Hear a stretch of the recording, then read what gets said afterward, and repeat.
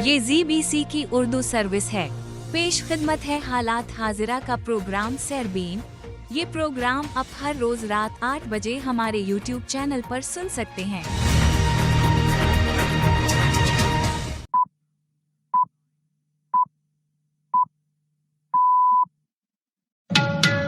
आज जुमा है और जून की 20 तारीख। ZBC सरबीन से मैं हूं जावेद चौधरी। ईरान का जनूबी इसराइल पर मिसाइल हमला, 5 अफराद जख्मी।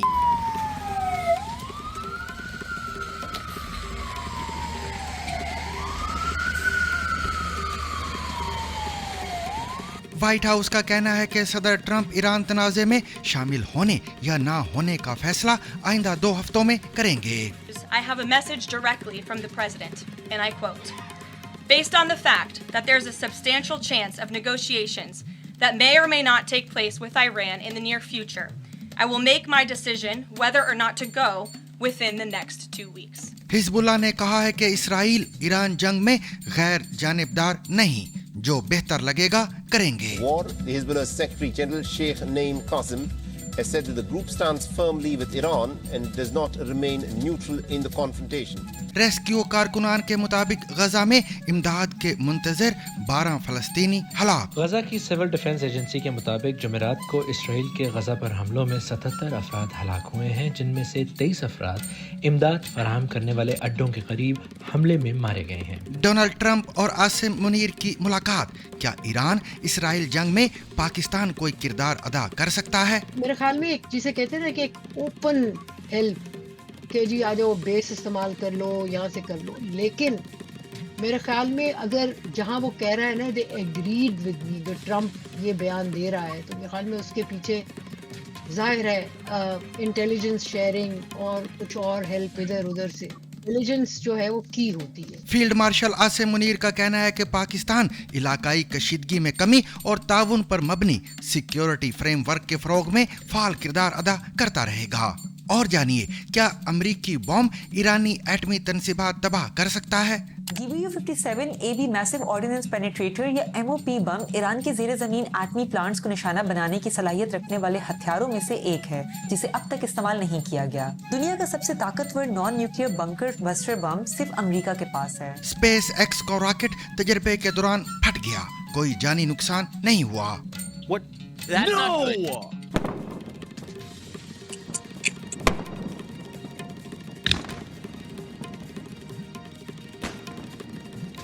Oh my God. इंडोनेशिया में आतिश फिशा फटने से 11 किलोमीटर बुलंद राख का बादल। Berapa ribu ketinggiannya ini?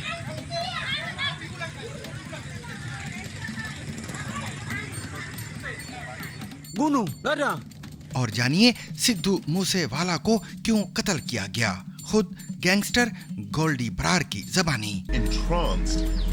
Who is this guy?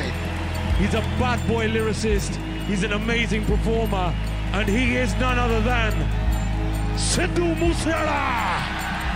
इसके अलावा दीगर खबरें भी आज के सरबीन में शामिल होंगी, मगर पहले अहम आलमी खबरों का खुलासा।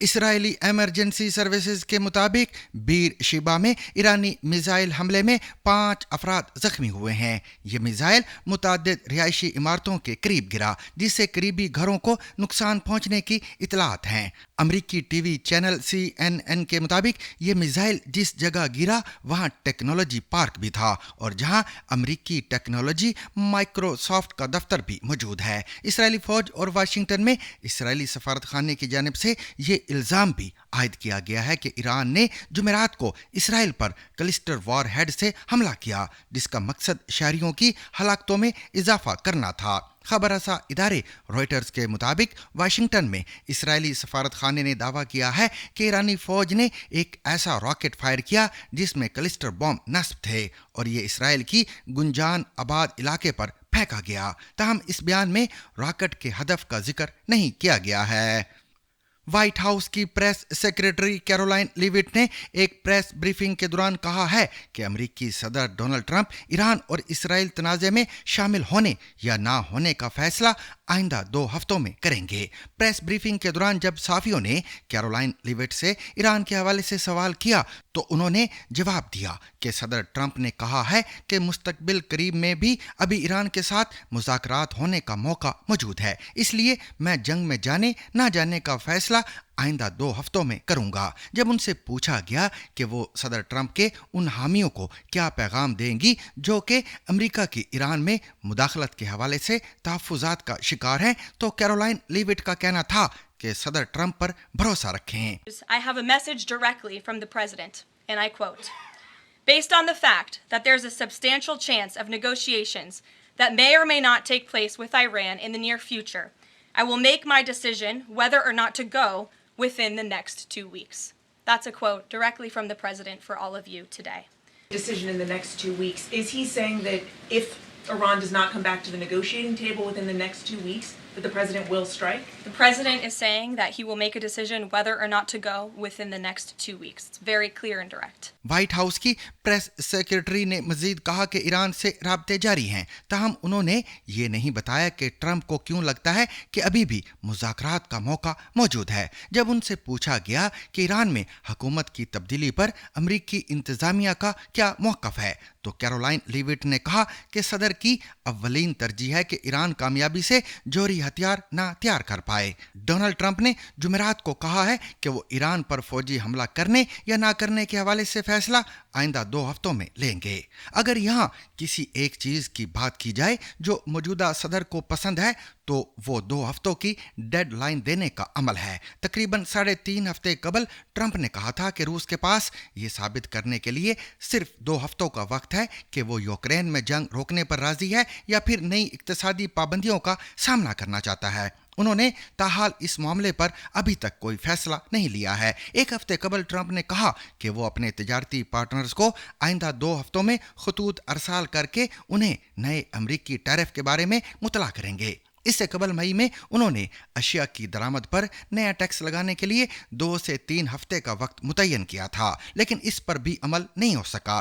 सन 2020 में सदर ट्रंप ने कहा था कि वो आइंदा 2 हफ्तों में हेल्थ केयर के नए प्लान का ऐलान करेंगे, लेकिन वो प्लान भी आज तक जारी नहीं हो सका। जंग और अमन से मुतल्लिक फैसले किसी भी सदर के लिए मुश्किल होते हैं, लेकिन तारीख हमें बताती है कि ट्रंप की 2 हफ्तों की डेडलाइन के बाद शाज़ो नादिर ही कोई ठोस फैसला सामने आता है। हिजबुल्लाह के सेक्रेटरी जनरल शेख नईम कासिम का कहना है कि ईरान और इसराइल के दरमियान तनाज़े में उनकी तंजीम वो ही करेगी जो उसे बेहतर लगेगा।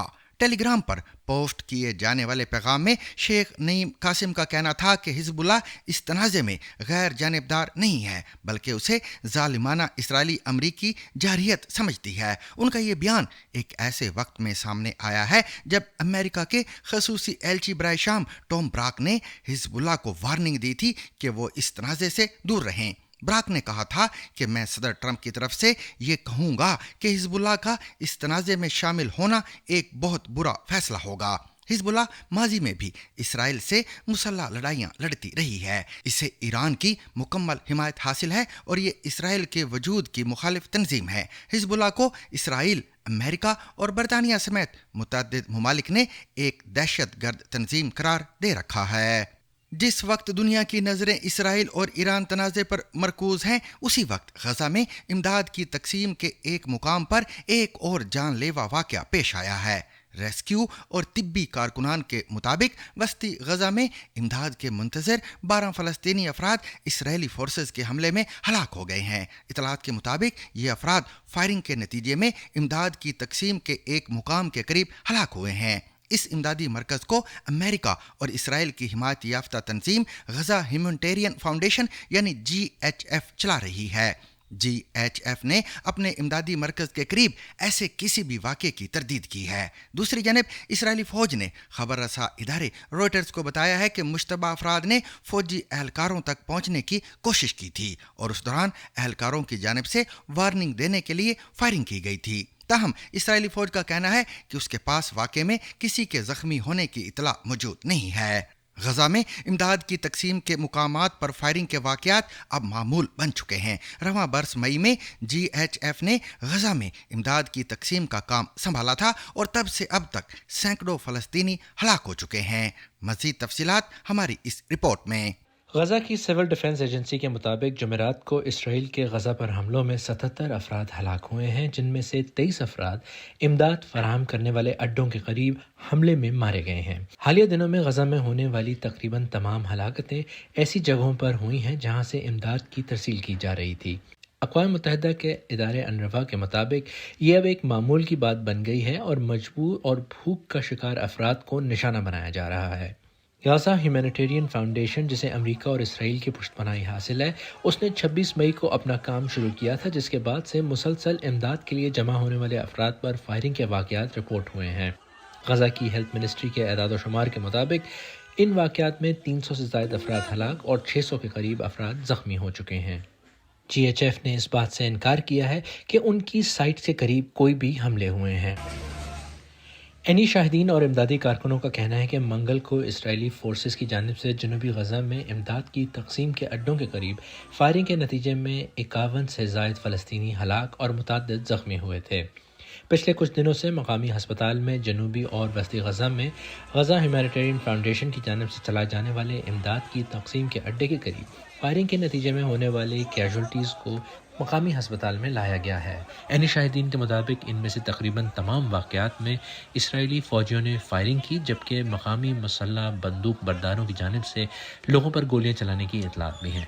اینی شاہدین کا کہنا ہے کہ اسرائیلی فورسز نے خان یونس کے مشرق میں واقع جنکشن کے قریب ایک علاقے پر فائرنگ اور گولہ باری کی، جہاں ہزاروں فلسطینی اس امید پر جمع ہوئے تھے کہ وہ ورلڈ فوڈ پروگرام کے امدادی اڈے سے آٹا حاصل کر سکیں گے۔ اس حملے کی زد میں قریب ہی واقع کمیونٹی کچن بھی شامل ہے۔ ایک مقامی صحافی اور اینی شاہد نے بتایا کہ اسرائیلی ڈرون نے 2 میزائل داغے، جس کے فوراً بعد ہجوم سے 400 اور 500 میٹر کے فاصلے پر موجود اسرائیلی ٹینک سے گولہ برسایا گیا۔ ان دھماکوں کی وجہ سے کافی جانی نقصان ہوا۔ مقامی ہسپتال میں ایک فلسطینی شخص کا کہنا تھا کہ وہ اپنے بچوں کے لیے کھانا لینے گئے تھے۔ ہم اپنے بچوں کو کھانا کھلانے کے لیے دوسرے لوگوں کی طرح انتظار کرنے گئے تھے۔ ہم نے 6 ماہ سے کھانا پینا نہیں دیکھا۔ انہوں نے ہمیں بتایا کہ مخصوص علاقے میں آٹا ہے، تو ہم نے جا کر انتظار کیا۔ پھر ہم نے دیکھا کہ راکٹ ہم پر گر رہے ہیں، میزائل ہم پر گر رہے ہیں اور کوارڈ کاپٹر ہم پر گر رہے ہیں۔ ہم عام شہری ہیں، ہمارے پاس اپنے بچوں کو کھلانے کے لیے کچھ نہیں ہے، ہمارے پاس کھانے کے لیے کچھ نہیں ہے۔ اسرائیلی فوج نے BBC کو بتایا ہے کہ وہ ان رپورٹس کا جائزہ لے رہی ہے۔ اسرائیلی ڈیفنس فورس نے اپنے ایک بیان میں کہا کہ خان یونس کے علاقے میں امداد کی تقسیم کا ٹرک پھنسا، جس کے قریب ایک اجتماع کی شناخت ہوئی اور اس کے قریب IDF کے اہلکار کام کر رہے تھے۔ ادارے کا مزید یہ بھی کہنا تھا کہ انہیں ہجوم کی جانب سے آگے بڑھنے پر IDF کی فائرنگ سے متعدد افراد کے زخمی ہونے کی اطلاعات کا علم ہے اور واقعے کا جائزہ لیا جا رہا ہے۔ امریکی صدر ڈونلڈ ٹرمپ اور پاکستان کی فوج کے سربراہ فیلڈ مارشل عاصم منیر کے درمیان وائٹ ہاؤس میں ملاقات بر صغیر اور مشرق وسطیٰ کی حالیہ صورتحال کے پیش نظر اس وقت سبھی کے لیے خاصا اہم موضوع گفتگو ہے۔ یہ ملاقات اس اعتبار سے کافی اہم تھی کہ فیلڈ مارشل عاصم منیر وہ پہلی سرکاری شخصیت تھے جنہوں نے گزشتہ ماہ انڈیا اور پاکستان کے درمیان ہونے والے 4 روزہ تنازع کے بعد وائٹ ہاؤس کا دورہ کیا ہے۔ صرف یہی نہیں، اس ملاقات کو اس اعتبار سے بھی اہم سمجھا جا رہا تھا کیونکہ اس وقت اسرائیل اور ایران کے درمیان کشیدگی ہے اور پاکستانی فوج کے سربراہ اس تنازع کی شروعات سے قبل گزشتہ مہینے کے آخر میں ایران کے دورے پر گئے تھے اور انہوں نے ایران کی فوجی قیادت سے بھی ملاقاتیں کی تھیں۔ امریکی صدر ڈونلڈ ٹرمپ پاکستان کے آرمی چیف سے ملاقات سے قبل اور ملاقات کے بعد فیلڈ مارشل عاصم منیر کی تعریف کرتے ہوئے نظر آئے۔ ملاقات سے قبل وائٹ ہاؤس کے باغیچے میں صحافیوں سے گفتگو کرتے ہوئے ان کا کہنا تھا کہ اس شخص یعنی جنرل عاصم منیر نے پاکستان کی جانب سے انڈیا کے ساتھ جنگ روکنے میں اپنا اثر و رسوخ استعمال کیا ہے۔ This man was extremely influential in stopping it from the Pakistan side, Modi from the India side, and others.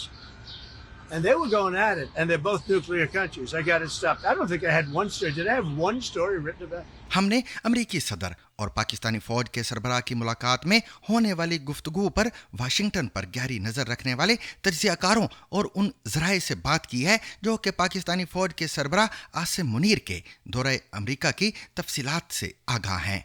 इसी सिलसिले में हमारे साथ मौजूद हैं पाकिस्तानी फौज और सिविल मिलिट्री ताल्लुकात पर गहरी नज़र रखने वाली मारूफ तज्ज़ियाकार डॉक्टर आयशा सिद्दीक़ा, जो किंग्स कॉलेज लंदन से वाबस्ता हैं और दुनिया भर की जामियात में तदरीस व तहकीक का वसी तजुर्बा रखती हैं। डॉक्टर साहिबा, अमरीकी सदर डोनाल्ड ट्रंप और पाकिस्तान की फौज के सरबराह फील्ड मार्शल आसिम मुनीर के दरमियान वाइट हाउस में मुलाकात इस वक्त बरे सगीर और मशरक़ वस्ता में एक ख़ास अहमियत रखती है। 2 घंटे से ज़ायद जारी रहने वाली इस मुलाकात में पाकिस्तान ने क्या खोया क्या पाया, यानी इस मुलाकात का मेन्यू क्या था? भाई, एक तो वो जो मेन्यू है समझ नहीं आ रहा था, बड़ा ही मुश्किल था। वो किसी ने ट्वीट किया हुआ था कि बंदे को इतना अमीर होना चाहिए कि इस किस्म के मेन्यू जो है उसको पता हो। देखिए, एक तो वो जो ऑनर्ड वाला सिलसिला था, उसकी एक सिलसिला ये भी है कि इन्होंने आसिम मुनीर साहब ने और पाकिस्तान ने कहा कि जी वो नोबेल पीस प्राइज के लिए करेंगे इनका नाम, या कर दिया है इनका नाम। और ये आप मत भूलें कि ट्रंप साहब जो हैं उनकी भी ईगो के बहुत मसाइल हैं और उनका मुकाबला बराक ओबामा डेमोक्रेट्स के साथ है। कहीं उनके दिमाग में कि बराक ओबामा को नोबेल प्राइज मिल गया था तो मुझे भी मेरा भी नाम होना चाहिए।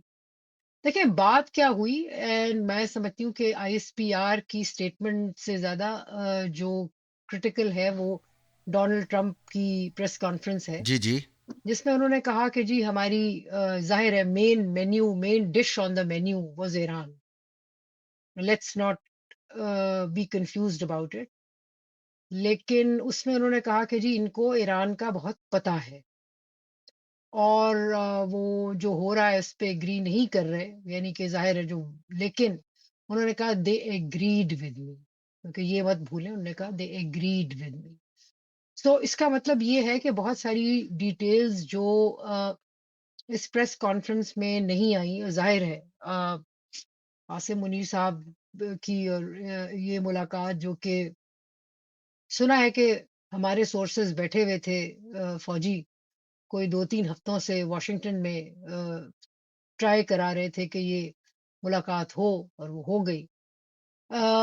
ईरान पे जाहिर है मेरे ख्याल में जो सबसे ज़्यादा चीज़ अमेरिका के लिए इम्पोर्टेंट है वो बेसिस शेसिस का मसला नहीं है, वो है इंटेलिजेंस। पाकिस्तान एक तो जानता बहुत है ईरान को, हमसाया मुल्क है, कब से एक दूसरे के साथ डील करते हैं। दूसरा ये है कि पाकिस्तान के खित्ते में ईरान को तो शिकवा शिकायत भी है कि जंदुल्ला और ऐसे ग्रुप्स बैठे हुए हैं जो कि ईरान को टारगेट करते हैं। सो ये भी एक सिलसिला है कि बहुत सारी चीज़ें ऑफ इंटरेस्ट जो हैं वो पाकिस्तान के पास हैं अमेरिका के पॉइंट ऑफ व्यू से। और जो अगर देखें, अमेरिका का बिल्कुल ये दिल है कि एक तो किसी तरह रिजीम चेंज हो, लेकिन रिजीम चेंज का जो बेसिक इशू है वो ये है कि उनको ये एक तो जाहिर है हमास और हिजबुल्लाह की जो ईरान करता है, और ईरान की ये ईरान इराक वॉर के ज़माने से ये स्ट्रैटेजी रही है कि एक तो रेवोल्यूशनरी गार्ड्स की इम्पोर्टेंस, और दूसरा ये कि प्रॉक्सी वॉर जो है एक इम्पॉर्टेंट टूल है ईरान के लिए, हमारे लिए भी है, लेकिन उनके यहाँ तो बहुत इंटीग्रेटेड है वो टूल। तो एक तो ये मसला है इजराइल और अमेरिका के लिए। दूसरा है उनके न्यूक्लियर वेपन्स, और बेसिकली मेरे ख्याल में इस पे कोई कॉम्प्रोमाइज अमेरिका के जहन में नहीं है कि जी ईरान के पास न्यूक्लियर एनरिचमेंट की फैसिलिटी नहीं होनी चाहिए। मैं आपको एक याद कराती चलूं कि ये मुशर्रफ दौर की बात है, और उस वक्त पाकिस्तान इन्वॉल्व था। पाकिस्तान ने उस ज़माने में हेल्प की ईरान की और कुछ न्यूक्लियर नो हाउ भी दी, जो कि बाद में ईरान ने कहा कि भाई ये इन्होंने हमें, पाकिस्तान ने दी है।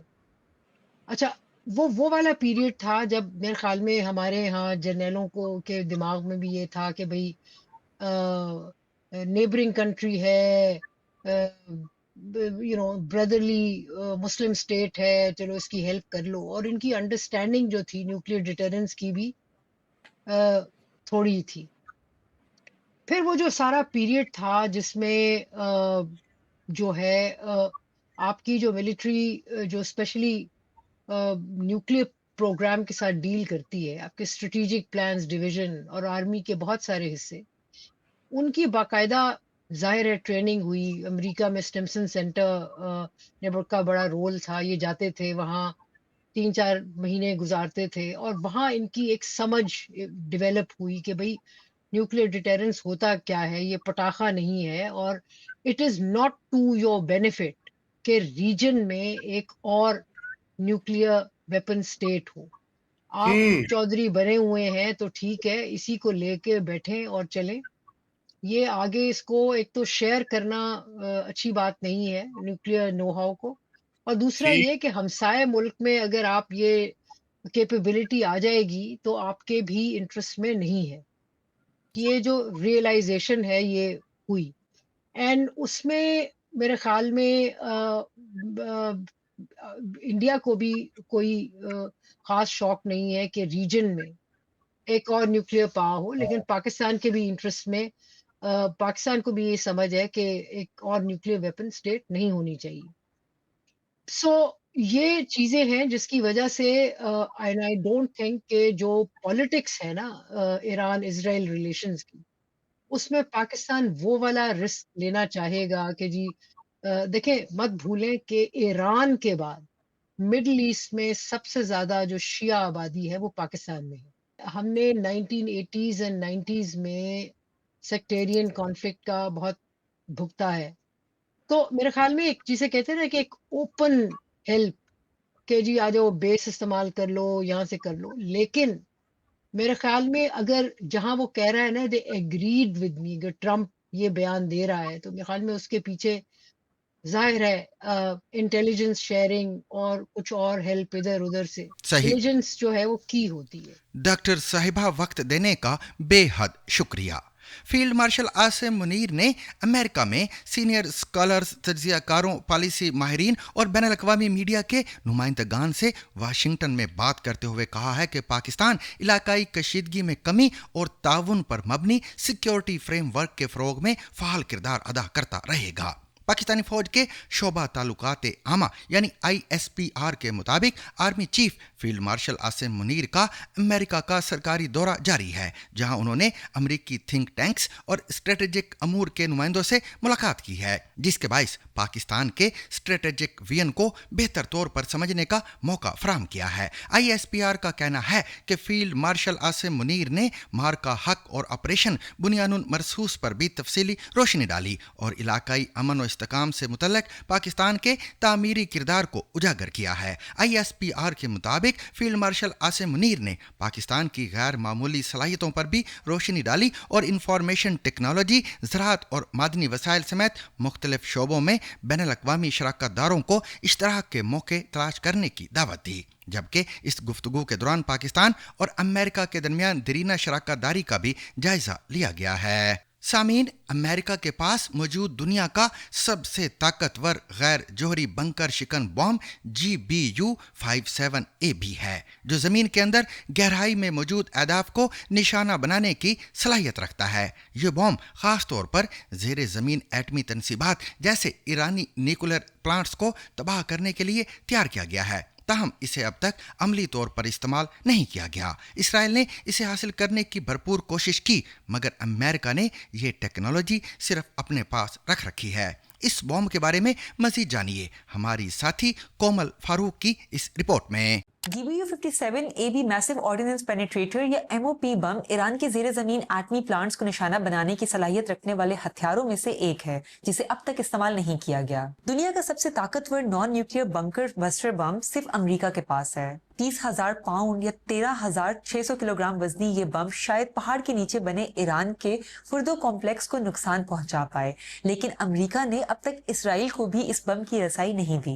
लेकिन यह हथियार है क्या और क्या इसे इस्तेमाल किया जा सकता है या नहीं? अमेरिकी हुकूमत के मुताबिक MOP एक ऐसा हथियार है जो जेर जमीन गहराई में बने मजबूत बंकर्स और टनल्स को तबाह करने की सलाहियत रखता है। 6 मीटर लंबा ये हथियार जमीन में 200 फुट की गहराई तक मार कर सकता है। इससे ज्यादा गहराई तक नुकसान पहुंचाने के लिए एक के बाद दूसरे बम को फेंका जा सकता है। ये बम बोइंग कंपनी ने तैयार किया है, लेकिन इसे कभी मैदान जंग में इस्तेमाल नहीं किया गया, मगर अमेरिकी रियासत न्यू मैक्सिको में वाक़ व्हाइट सैंड्स मिसाइल रेंज में इसका टेस्ट किया जा चुका है। ये 2017 में अफगानिस्तान में इस्तेमाल किए गए 9,800 किलोग्राम वजनी mother of all bombs MOA-B से भी ज्यादा ताकतवर है। फिलहाल स्टेल्थ बमबार के नाम से मशहूर अमेरिकी B-2 स्पिरिट त्यारा ही ये बम गिराने की सलाहियत रखता है। B-2 स्पिरिट अमेरिकी एयरफोर्स के सबसे ज्यादा एडवांस त्यारों में से एक है और इसे नॉर्थरोप ग्रूमन कंपनी ने तैयार किया है। कंपनी के मुताबिक B-2 बमबार त्यारा 40,000 पाउंड या 18,000 किलोग्राम का पेलोड ले जा सकता है, लेकिन अमेरिकी एयरफोर्स क्लेम करती है कि वो इस त्यारे में एक साथ 2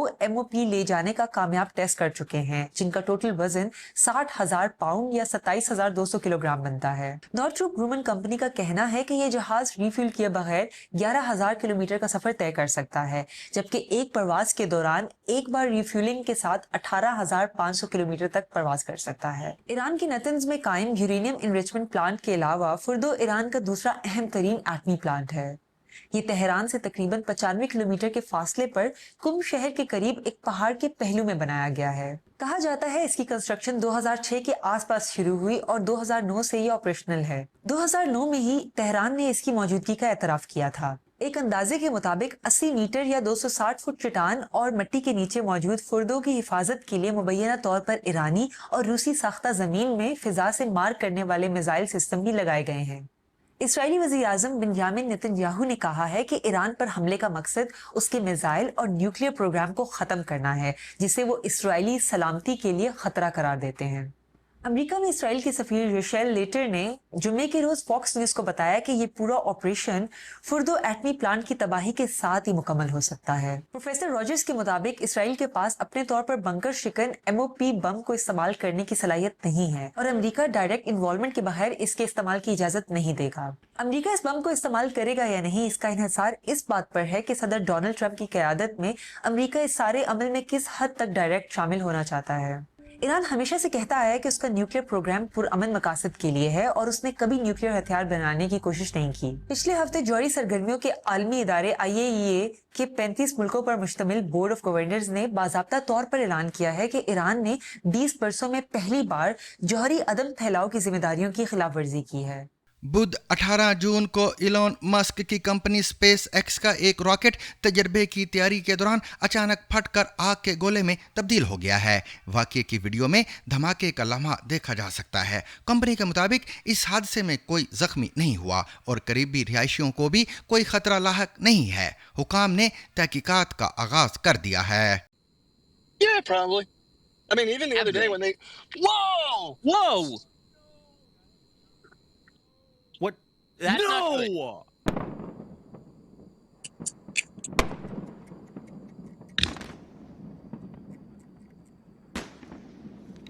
Oh my God. It appears there has been a Ship row. 36 just blew. Indonesia में आतिशफिशा फटने से आसमान में 11 किलोमीटर बुलंद राख का टावर बन गया। हुकाम के मुताबिक वाक़ये में कोई जानी नुकसान नहीं हुआ, ताहम मुकामी आबादी को खबरदार किया गया है कि वो आतिशफिशा से कम अज कम 7 किलोमीटर के फासले पर रहें। माहिरीन सूरत हाल पर गहरी नज़र रखे हुए हैं। Entah mencapai berapa ribu ketinggiannya ini.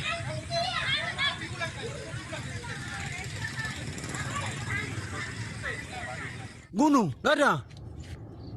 Memantau. Mana?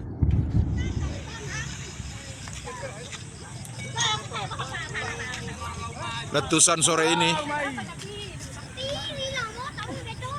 Punjabi hip hop के मशहूर गुलकार सिद्धू मूसेवाला को 3 साल कबल किराए के कातलों ने गोली मारकर हलाक कर दिया था, जिसने पूरे भारत को हिलाकर रख दिया। बीबीसी की ताज़ा तफ्तीशी रिपोर्ट में इंकशाफ हुआ है कि सिद्धू मूसेवाले का सामना भारत के सबसे खतरनाक गैंग से हुआ था। रिपोर्ट में मफरूर गैंगस्टर से गुफ्तगू भी शामिल है, जिन्होंने दावा किया कि उन्होंने ही इस कत्ल का हुक्म दिया था। सवाल ये है कि आखिर उन्होंने सिद्धू को क्यों मारा। मजीद तफसीलात बीबीसी की इस खसूसी रिपोर्ट में। तूफान की उम्र छोटी होती है। दुनिया च जिन्ने भी लोग रेबेलियस होए ना, दुनिया ने उन्होंने जीन थोड़ी देता। सिद्धू मूसेवाला का नाम रूरल पंजाब में उनके गांव मूसा के नाम पर है। वो पंजाबी लोक गीतों को सुनते हुए इनके प्यार में जवां हुए थे, लेकिन उन्हें अमरीकी हिप हॉप से भी इश्क था। और जब वो कनाडा चले गए तो उन्होंने इन दोनों किस्मों को एक दूसरे में फ्यूज कर दिया और रातों रात एक मेगा स्टार बन गए।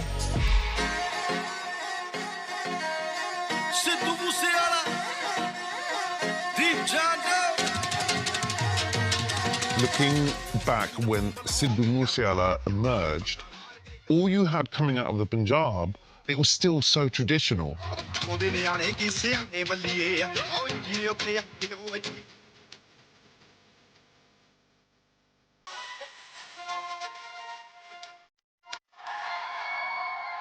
It was Big Bird who I think lit the touch paper underneath him. He actually reached out to me. मैं जमा कोल बैठा, एकदम कॉल आई। मैं कहा मुंह क्यों उड़ गया, की है? Then he's like, यार मैनू कॉल आई, मैनू क्या कि ओ यार एक वीडियो करके देनी पैनी। की होया? कोई गाना मंग रहा, किन्ने पैसे च ओ देना पैना। कौन आ, केड़ा आ, ये नहीं उन्हें दसना।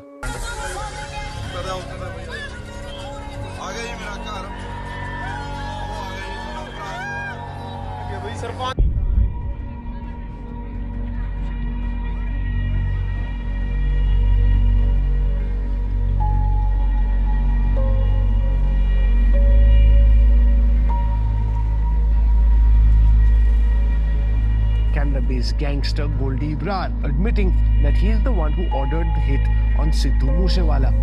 कत्ल के चंद घंटों के अंदर ही पंजाब पुलिस ने ऐलान किया था कि वो जानते हैं कि जिम्मेदार कौन है। इस बात को 3 साल हो चुके हैं जब इंडियन पुलिस ने कहा था कि कत्ल में मुलव्विस मुल्ज़िमान में गोल्डी ब्रार भी शामिल है, लेकिन वो अभी तक मफरूर हैं। किसी को नहीं पता कि वो कहाँ हैं।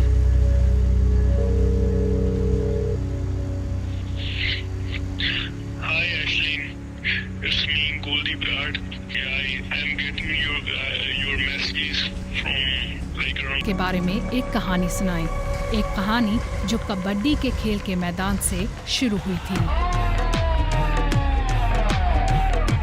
गांव से ही जब वो कनाडा में थे, लॉरेंस बिश्नोई से राब्ते में थे। जब वो इंडिया वापस आए तो उनकी दोस्ती लॉरेंस बिश्नोई के हरीफ बम्बीहा गैंग से भी हो गई।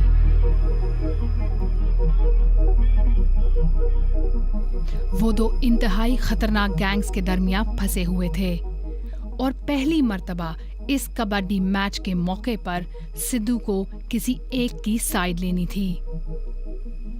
वो चीज करके लॉरेंस भाई अर्गे ਨੂੰ ਉਹਦੇ ਤੇ ਗੁੱਸਾ ਸੀਗਾ। ਇਹਨਾਂ ਨੇ ਉਹਨੂੰ ਧਮਕੀ ਦਿੱਤੀ ਵੀ ਤੇਰਾ ਅਸੀਂ ਨੁਕਸਾਨ ਕਰਾਂਗੇ, ਪਰ ਇਹ ਗਲਤੀਆਂ ਹੰਕਾਰ 'ਚ ਕਰ ਬੈਠੇ ਸੀ ਜਿਹੜੀਆਂ ਇਹਦੀ ਮਾਫੀ ਨਹੀਂ ਹੋ ਸਕਦੀ ਸੀ। Welcome back here with us on Times Now. Let's get you some news coming from Mohali at this point in time.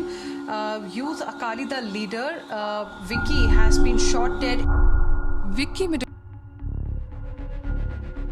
जब विक्की मिड्डूखेड़ा के कत्ल के कुछ मुल्जिमान को गिरफ्तार किया गया तो तफ्तीश के दौरान एक अहम बात सामने आई। चार्जशीट में सिद्धू के करीबी दोस्त और कभी कभी मैनेजर शगनप्रीत सिंह का नाम भी था। चुनाचे शगनप्रीत सिंह पर इस हाई प्रोफाइल कत्ल में मुलव्विस होने का इल्जाम लगा। अफवाहें और साजिशें सामने आना शुरू हो गई।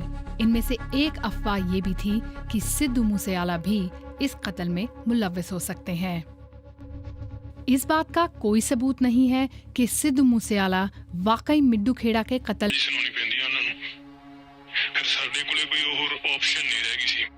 सिद्धू के कत्ल से पहले बहुत सारे लोगों ने कभी लॉरेंस बिश्नोई या गोल्डी ब्रार का नाम तक नहीं सुना था, लेकिन सिद्धू के कत्ल के बाद हर कोई उनके बारे में कर दिया।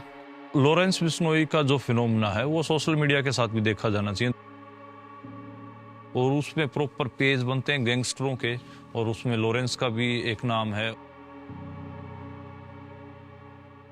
ये पूरा प्रॉपर जो एक कल्ट फिगर के तौर पे उभारा गया। ਸਿੱਧੂ ਮੂਸੇਵਾਲਾ ਦੇ ਮਰਡਰ ਤੋਂ ਬਾਅਦ ਇੱਕ ਸਭ ਤੋਂ ਬਿਗੇਸਟ ਚੇਂਜ ਹੋਇਆ ਕਿ ਜੋ ਐਕਸਟੋਰਸ਼ਨ ਕਾਲਸ ਪਹਿਲਾਂ ਸਿੰਗਰਸ ਨੂੰ ਆਉਂਦੀਆਂ ਸੀ, ਫਿਲਮ ਇੰਡਸਟਰੀ ਦੇ ਵਿੱਚ ਆ ਰਹੀਆਂ ਸੀਗੀਆਂ, ਉਹ ਐਕਸਟੋਰਸ਼ਨ ਕਾਲਸ ਹੁਣ ਲੋਕਲ ਬਿਜ਼ਨਸਮੈਨ ਨੂੰ ਵੀ ਆ ਰਹੀਆਂ ਨੇ। ਜੇ ਬਿਸ਼ਨੋਈ ਗੈਂਗ ਦਾ ਆਪਾਂ ਕਹੀਏ ਮੋਟਿਵ ਕੁਛ ਹੈਗਾ ਤਾਂ ਆ ਹੈਗਾ ਕਿ ਦਬਦਬਾ ਬਣਾਉਣਾ ਪੰਜਾਬੀ 뮤직 ਇੰਡਸਟਰੀ 'ਚ। ਅਸੀਂ ਤਾਂ ਪਤਾ ਨਹੀਂ ਕਿੰਨੇ 100 ਕਿੰਨੇ ਹਜ਼ਾਰ ਬੰਦਿਆਂ ਨੇ ਪਰਿਵਾਰ ਹੀ ਕਹੂੰਗਾ ਮੈਂ ਤਾਂ, ਠੀਕ ਹੈ ਸਾਡਾ ਪਰਿਵਾਰ ਹੀ ਆ ਇਹ। ਬਾਕੀ ਐਕਸਟੋਰਸ਼ਨਸ ਵੀ ਮੰਗਣੀਆਂ ਪੈਂਦੀਆਂ ਪੈਸੇ ਲਈ, ਜਾਂ ਹਾਂ ਦਬਦਬਾ ਵੀ ਬਣਾਉਣਾ ਪੈਂਦਾ। In India we have a judicial system, we have the rule of law. ਤੁਸੀਂ ਆ ਕਿੱਦਾਂ ਜਸਟੀਫਾਈ ਕਰ ਸਕਦੇ ਹੋ ਕਿ sort of you took law in your own hands? ਤਕੜੇ ਬੰਦੇ ਨੂੰ ਜਸਟਿਸ ਮਿਲਦਾ, ਤਕੜੇ ਬੰਦੇ ਦੀ ਗੱਲ ਸੁਣੀ ਜਾਂਦੀ ਹੈ, ਆਮ ਬੰਦੇ ਦੀ ਗੱਲ ਕੋਈ ਨਹੀਂ ਸੁਣੀ ਜਾਂਦੀ। ਮੈਥੋਂ ਜੋ ਹੋ ਪਾਇਆ ਮੈਂ ਆਪਦੇ ਭਰਾ ਲਈ ਉਹ ਕੀਤਾ, ਤਾਂ ਮੈਨੂੰ ਉਹਦਾ ਕਦੇ ਵੀ ਅਫਸੋਸ ਨਹੀਂ ਹੈ, ਮੈਨੂੰ ਉਹਦਾ ਮਾਣ ਹੈ।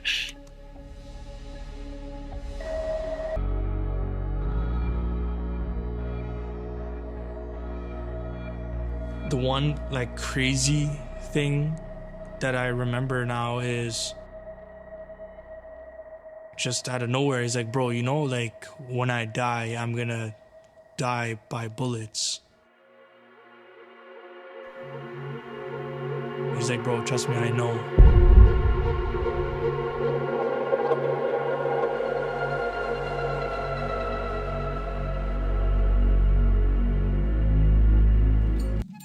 और सामीन, इसके साथ ही आज का सैरबीन अपने इख्तिताम को पहुंचा।